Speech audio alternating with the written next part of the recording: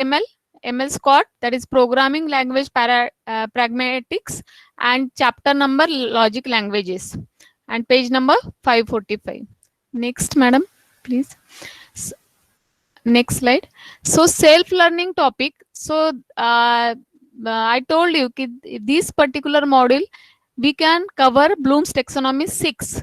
Why? Because we are some particular application domains you can identify, like natural language processing, AI, and you can ask students to do the project, small project, not too big, maybe hardly 100 lines of codes and all, but it is a they should learn that. So after explaining the concept from your side, you can ask them to do it their own.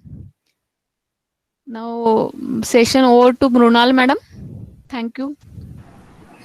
Good afternoon all. I'm Renal Khadse from Assistant Professor from SIES Graduate School of Technology, Nerul. So I'll be talking about Module 5. So Module 5 is a alternative paradigm concurrency. So here course outcome is mapped as CO5, that is understand the role of concurrency in parallel and distributed programming. So here the Bloom's taxonomy level 1 and 2. These two levels are mapped for this module 5. That is, we are expecting remember and understand.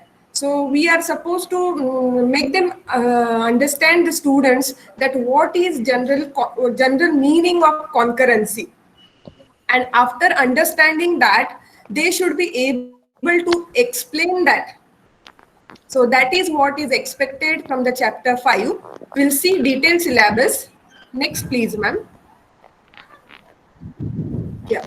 So detailed syllabus is concurrent programming fundamentals, implementing synchronization, message passing, background and motivation, then multi-threaded programs, communication and synchronization, language and libraries, and thread creation syntax. So for this, the number of hours allocated are 4, and as we already discussed, that CO, course outcome mapping, is CO5.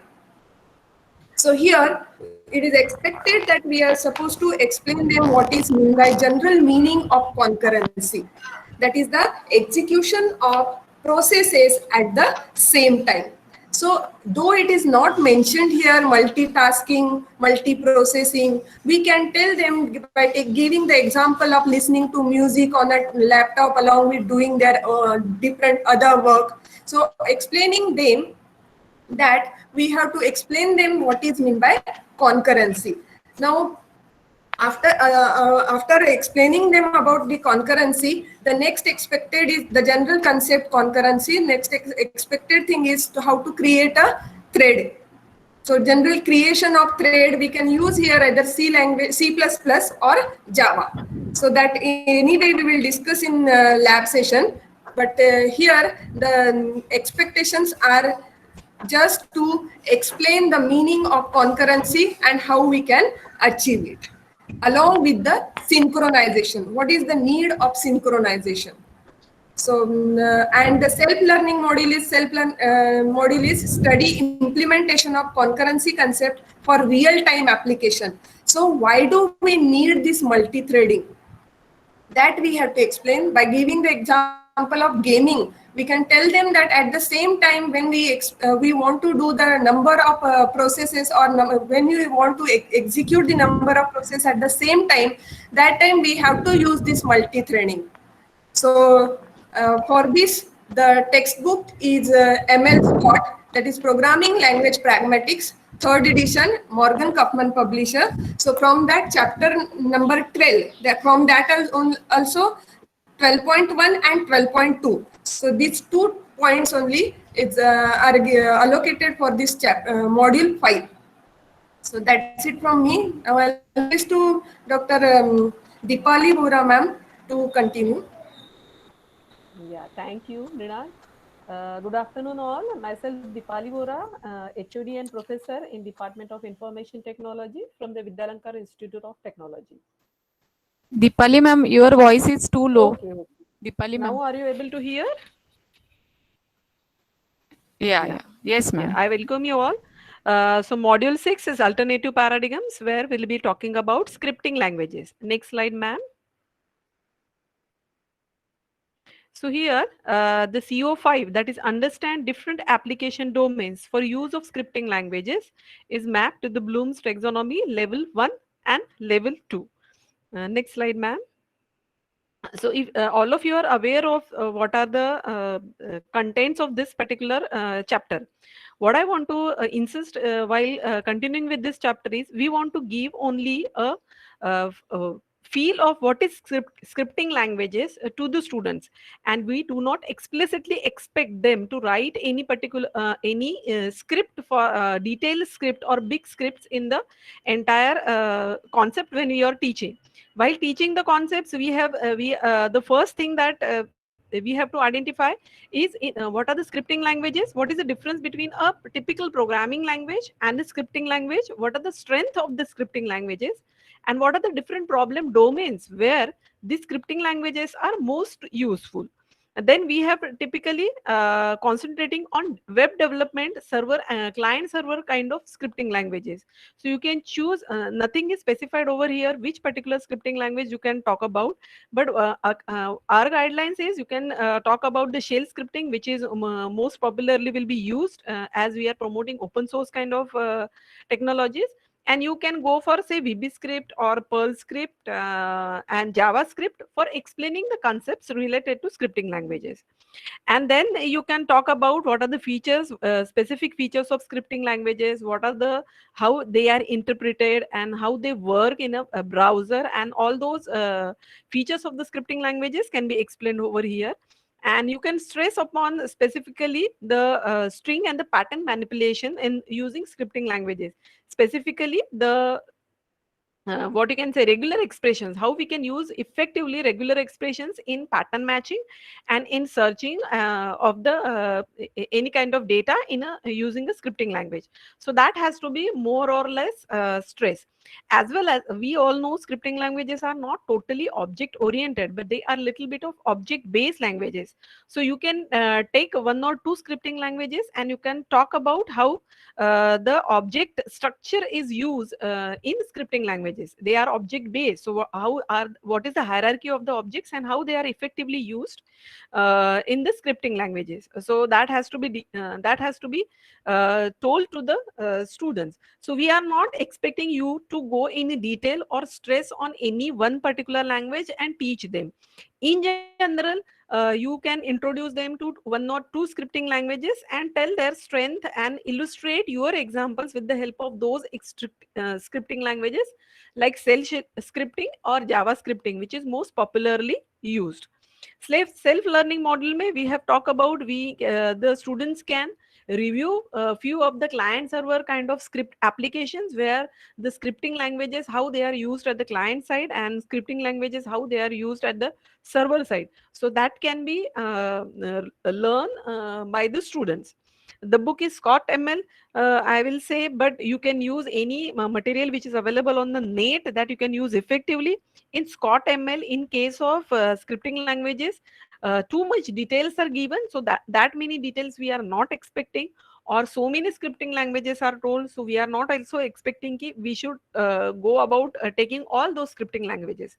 You can for sample take one or two scripting languages and explain the concepts related to that.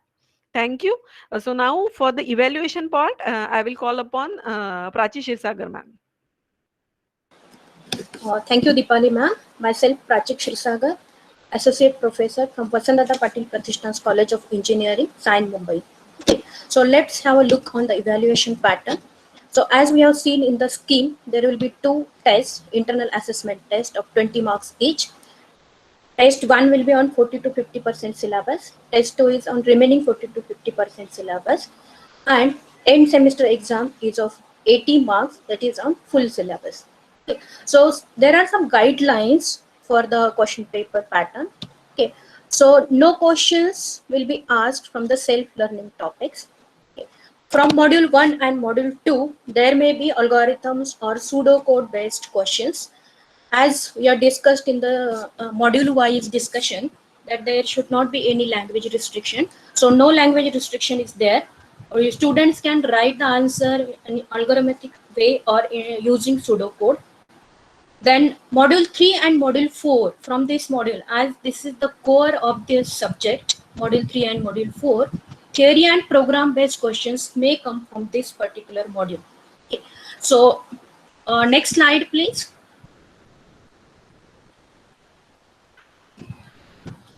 Here is the weightage of each and every module.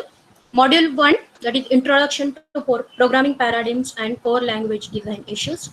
As we have seen, teaching hours dedicated are 10. Okay. So for end semester exam, 20 to 30 marks may be, the questions may be come for 20 to 30 marks from this particular module. Module 2 is Imperative Paradigm. 4 teaching hours are left.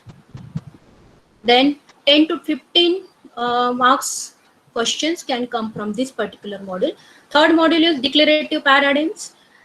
This, as we discussed, that third and fourth module is the core of this subject.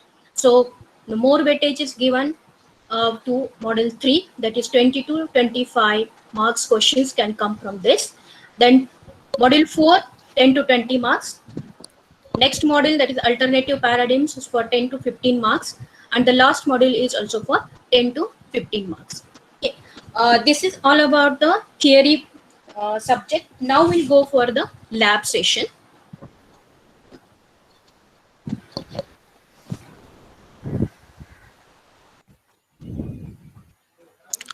Hello.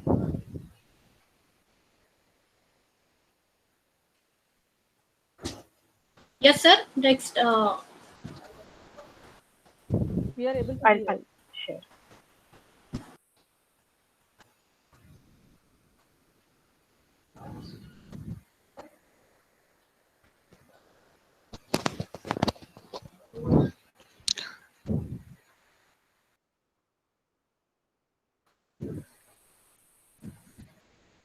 Over to you, Anup sir. Hello. Are you able to hear me? Yes, sir. Yes, Please sir. go ahead. Hello. Yeah. Sorry. Yes, I sir. was Yes, sir. out of the meeting for some time. Yeah. Now to discuss about the subject of computer programming paradigms lab. This is the connected lab to the subject. The subject code is ITL 303. Yeah. Go to the next slide, ma'am. Yeah. Thanks. There are going to be 2 practical hours and 1 credit associated with the subject. Next slide, ma'am. Yeah. The evaluation scheme for the subject is 25 marks are assigned for the term work, 25 marks are assigned for the practical and oral. Total 50 marks of evaluations are there. The objectives that we have posed over here, they are in line with the objectives of the theory course, but slightly different because here we are going to concentrate on the programming side of the subject more so. So the first objective that we have posed is understand data abstraction and object orientation. Second objective is to design and implement declarative programs in functional and logical programming languages. Third is to introduce the concept of concurrent program execution. Fourth one is understand the runtime program management. Fifth one is understand how to implement a programming solution with different programming paradigms. The last and the sixth one objective is learn to compare implementation in different programming paradigms. The lab outcomes, that is, a student should be able to, after completing the particular lab course, should be able to implement object-oriented concepts in C++, design and develop solution based on declarative programming paradigm using functional and logical programming, understand the multi-threaded programs in Java and C++, understand the need and use of exception handling and garbage collection in C++ and Java. Fifth outcome is implement a solution to the same problem using multiple paradigms. That is, students should be able to implement, given a problem, solution using different paradigms by choosing an appropriate programming language. The sixth one is compare the implementation in multiple paradigms at coding and execution level. Can you go to next slide, ma'am? Yeah. So